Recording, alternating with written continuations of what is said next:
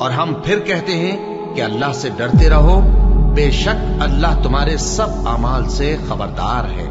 اور ان لوگوں جیسے نہ ہو جانا جنہوں نے اللہ کو بھلا دیا تو اللہ نے انہیں ایسا کر دیا کہ وہ خود اپنے آپ کو بھول گئے۔ یہی لوگ ہیں نافرمان۔ اہل دوزخ اور اہل بہشت برابر نہیں، اہل بہشت ہی کامیابی حاصل کرنے والے ہیں۔ اگر ہم یہ قرآن کسی پہاڑ پر نازل کرتے تو تم اس کو دیکھتے کہ اللہ کے خوف سے دبا اور پھٹا جاتا ہے۔ اور یہ مثالیں ہم لوگوں کے لیے بیان کرتے ہیں تاکہ وہ غور کریں۔ وہی اللہ ہے جس کے سوا کوئی معبود نہیں، پوشیدہ اور ظاہر کا جاننے والا، وہ بڑا مہربان ہے، نہایت رحم والا ہے۔